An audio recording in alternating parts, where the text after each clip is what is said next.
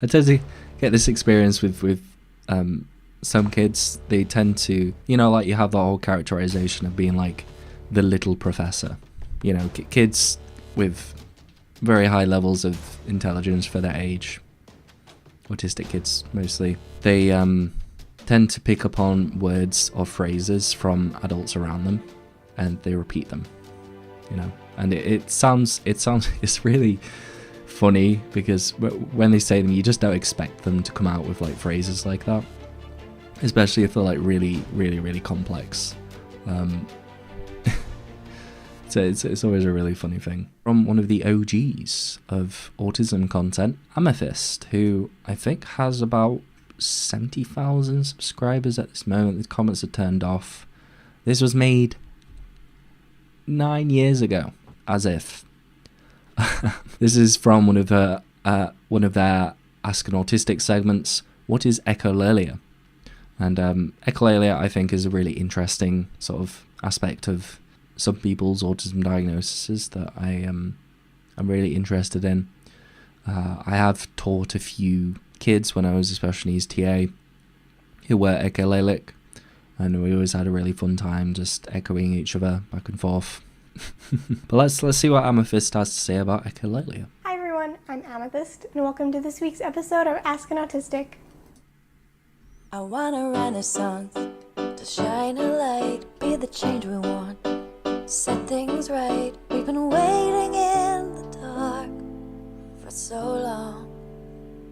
What is echolalia? This week I'm going to be discussing echolalia, specifically the two main kinds of echolalia, immediate echolalia and delayed echolalia. Immediate echolalia is what most people think of when they think of echolalia.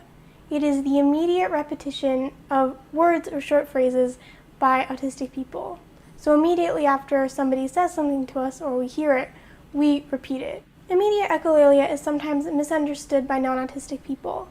It's been said by non-autistic people that immediate echolalia is a sign of inattention in autistic people. Yeah, and I think as well, if like some people might take it as like you're mimicking them, as like making fun of them sometimes. Maybe. I don't know many people who would be considered to have like ASD1 who are echolalic, but whenever I have got into particularly strong meltdown states, sometimes I have like been slightly echolalic, and I have in the past with my autistic friends like just done it because it's very stimmy. A sign that we aren't engaged with our environment, and even a sign of a lack of intelligence or an inability to learn. Like we're just parrots repeating whatever we hear. Now we know that this isn't true, and that it can even be a stepping stone to generating unique or original language, speaking in a person's own words. Every autistic person is different, so I'm just going to outline a few reasons that an autistic person might use immediate echolalia.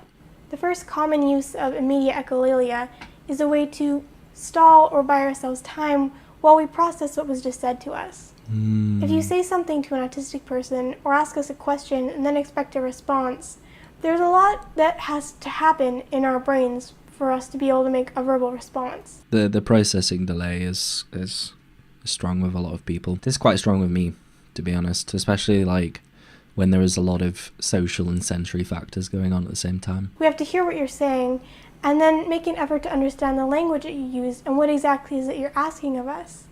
And then while remembering what it is that you just asked, we have to figure out what our response is, what we think or feel in that moment, and then we have to translate our response into spoken language. Basically describing processing, but I do think also, like, from the last video that we're talking about, that we're watching, like the point about masking as well. You imagine adding in as well with the processing issues, adding in like the self-monitoring aspects of masking. It's a lot. So using immediate echolalia, repeating the question that was just asked of us, or a portion of the thing that somebody just said, is a way for us to buy ourselves time, while at the same time processing what was said to us and giving us time to generate our own answer. A second common reason that autistic people use immediate echolalia is interaction. Immediate echolalia can be a form of expression, which I'll talk about next. It can be a way... It can sometimes be like a sort of like a way of saying, oh, okay, I've heard you, you know. And I do understand like the processing side of things, because I know that personally, like by myself, if I'm struggling to, I think anybody, if they're struggling to like think about something, sometimes like verbalizing it into the world can help with that. Does anyone know where Amythest is these days? They seem to suddenly stop posting videos. Yeah, I noticed that as well. I mean, this was like 9 years ago. Maybe it's, I would guess, I mean, considering that the comments are turned off, I imagine that they probably experienced their fair share of negative sort of backlash, like just from being on the internet. Maybe that's why. I don't know if anybody else has any idea about that. Way for us to process what we're hearing and to think about what we want to say. But it can also just be a way to be present with someone and to interact. If you say to an autistic person, I had a really good time at the park today with you, and they say, I had a really good time at the park today with you, it could be that they're just expressing the same sentiment or repeating what you said to show that they are there with you and they're listening and they want to engage with you. A third common reason that autistic people used immediate echolalia, and a reason that was actually controversial up until the 1980s, is as a form of expression, a way to say what we're thinking or to make our needs and desires known. Something to look out for when you're trying to determine if an autistic person is using immediate echolalia to try to communicate with you or ask for something is to look at their body language. So if you ask an autistic person, would you like some more salad? And they say, would you like some more salad? And hold out their plate at the same time, then chances are they are answering in an affirmative, yes, I would like some more salad. So it's important to keep an eye out for an autistic person's body language, which will give you a clue into if they are expressing themselves or asking for something when they're using immediate echolalia. Another sign that an autistic person is using immediate echolalia to express themselves or in a communicative way is if they echolalia with slight changes in the original question or sentence. So if you ask an autistic person, would you like some milk? And they respond with, would you like some juice?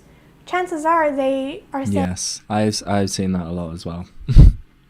Like with my teaching. It's really interesting as well, like there was one kid that I was working quite closely with, and they would only repeat stuff that I said, like after I said it. So like they would always lead, because they really like bubbles and like playing with water and stuff. And so I was kind of like the fun teacher. I was like, I'll let them sort of stim away like at the first thing, you know, when they get in from school, get in from home rather in the morning. You know, give them some kind of regulation time just to encourage them to come in a bit more. But they really loved like the bubbles that like soap made in the water. So they would always kind of, you know, grab my hand and sort of lead me over to the same place and sort of point to the soap and say, oh, you want some soap? And then they would say soap, like, and every single time they wouldn't say soap, like to say, you know, like, can I have some soap? They would always lead me over and then they would repeat when I say it. Which I find it really interesting. It's like really curious, like how their mind worked around that. Saying, no, I don't want milk, I want juice. So those are 3 common reasons that autistic people use immediate echolalia: as a way to process and buy us time while we're thinking about our response, as a way to interact and engage with people, and as a method of expression to make our needs and wants known. But immediate echolalia is also used personally by autistic people for our own reasons and not necessarily to communicate with people around us. Sometimes just phrases, I guess, like they just sound nice, you know, when they have a certain flow to them. You know, it can be quite stimmy sometimes, certain phrases. The use of immediate echolalia can be self-soothing. If an autistic person is in a new situation or they're stressed or anxious, they might repeat comforting or familiar words or phrases to themselves just to help them get through it and to process, and also as a way to calm themselves and regulate their emotions. Immediate echolalia can also be for self-stimulation purposes, in that it's just fun. Lots of words are fun or enjoyable to say. And autistic people might use immediate echolalia personally as a way to rehearse, as a form of rehearsal. I do this quite a bit. Maybe like social script, like kind of an aspect of social scripting, maybe. Yeah, it makes sense. Like, and I think it's definitely one of the reasons why, because I used to watch Amythest's video a lot when I was a bit younger. I think it's kind of their videos came out when the internet was perhaps a little bit quieter when it comes to like the autistic community on YouTube. So he's one of like the few content creators that I watched when I was kind of going through my own self-improvement journey, understanding myself and masking and all that. Always like they have really good like insights and points about certain things. It's really interesting. If I'm asked a question like, "Are you going to church tomorrow?" I might repeat quietly to myself a few times, "Are you going to church tomorrow? Are you going to church tomorrow?" And this is me rehearsing what I'm going to say. Or it might be a parent telling their autistic child, "Say thank you for the gift," and they might say to themselves, "Say thank you for the gift, say thank you for the gift," and they could be working themselves up to saying thank you for the gift. Interesting. I've never come across someone doing that like before, or any children, in fact, when I was teaching. Interesting. But delayed echolalia is, I think, something that I have seen a lot. I tend to get this experience with some kids. They tend to, you know, like you have that whole characterization of being like the little professor. You know, kids with very high levels of intelligence for their age, autistic kids mostly, they tend to pick up on words or phrases from adults around them, and they repeat them, you know. And it sounds it's really funny because when they say them, you just don't expect them to come out with like phrases like that, especially if they're like really, really, really complex. It's always a really funny thing. Delayed echolalia is exactly what it sounds like. It's the repetition of words or phrases after a period of time. So hours or days or weeks or even years after the autistic person heard the original content. Delayed echolalia is also often misunderstood by non-autistic people, but for a different reason. The thing about delayed echolalia is that because a period of time has passed since the autistic person was told or heard the original content, the person listening now might not know what they're referencing. Yeah. If they were there originally, they might not even remember, or they just might not have seen the movie or television show or commercial that the autistic person is echolaliaing from. Yeah, I used to do that with, I think, there was a reel that I made about like the Calgon adverts, like washing machines live longer with Calgon. For some reason, it titillates me a lot, that advert. But I've come across, there was this one particular chap that I think it was like at the end of his sort of stay at this like the special needs school that I worked at, and they always used to repeat like phrases around Harry Potter. But I really enjoyed like conversations with that chap because you know, I would kind of, because they had like a particular like social script around Harry Potter that they always used to repeat. So they would say like, "Oh, Harry Potter in the Chamber of Secrets, was Dumbledore there?" And they're like, "Yes, Dumbledore was there in the Chamber of Secrets." And as our like relationship kind of progressed together, and we chatted quite a bit, because he always used to like come up to me in the playground and sort of echolalically repeat like the same kind of dialogue. And at one point I started like asking other questions about Harry Potter, like ones that they didn't repeat a lot, and it was really interesting, sort of interacting with them in that way. It was really lovely, actually. So in that way, the listener might not actually recognize delayed echolalia as echolalia, especially if the repeated dialogue actually fits in the current situation. I see this kind of echolalia, this delayed echolalia, quite a bit in autistic teenagers and adults, particularly autistic teens and adults who can generally pass as neurotypical. and this is a part of their passing as neurotypical, is the use of delayed echolalia and social scripts. So this is all very closely tied in with social scripting. I mean, I don't necessarily think that I do that, but, there is always an element of language that you pick up from people that you watch or listen to, I don't know if that's necessarily like a common thing for everybody, but if there is a particular word or phrase that I hear about a lot, like a lot, from someone that I listen to a lot or watch on YouTube a lot, it does somewhat worm itself into my own particular dialogue. Yeah, I mean, it does somewhat happen to me, but tends to be particular words that just sound nice, like titillating. I've heard someone use titillating quite a few times, although it's somewhat induces a sense of embarrassment in me for saying it. I have no idea why. I don't know what you're saying.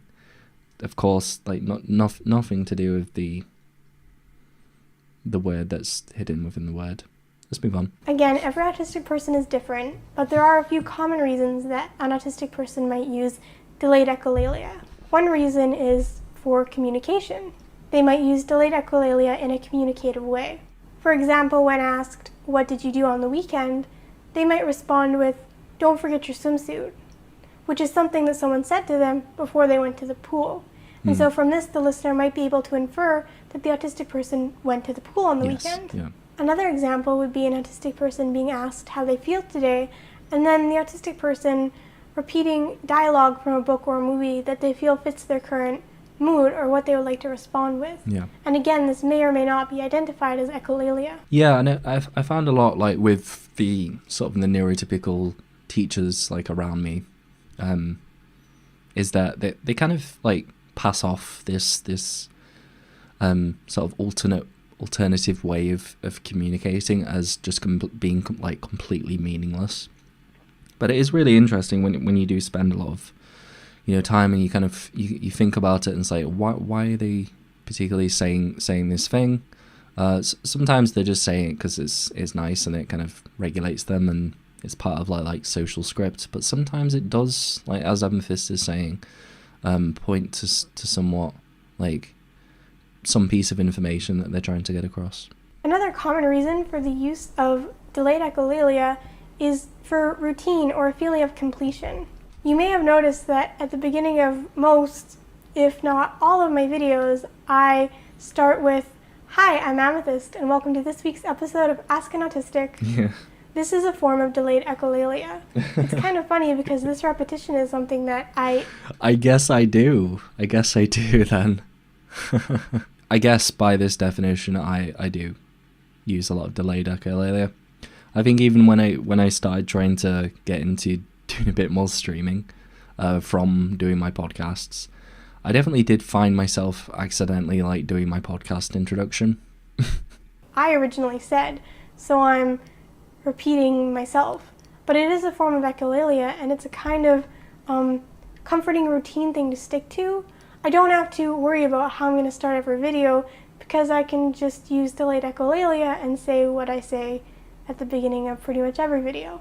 So after completing a task, an autistic person might say to themselves, "Good job," which is delayed echolalia that a teacher or a parent might have said to them, a phrase that meant you have just completed a task and you are done now and good job. The last example I'll give of a reason that an autistic person might use delayed echolalia is to make their needs or wants known. Yeah. So Marvin might ask me, "Is there anything in particular you want to watch today?" And I might think and say, "His name is Stitch," which is a line from Lilo and Stitch. Or you might ask an autistic person where they would like... I do that as well. I guess I do. My mind is blown. I guess I do use delayed echolalia more than I thought I did. We're learning a lot today. Like to eat, and they might sing the jingle or say the slogan of a certain restaurant. In this way, we're using delayed echolalia to directly express ourselves and make our needs or wants known. But sometimes, when it comes to the expressive use of delayed echolalia, our communication efforts can be hard to decipher.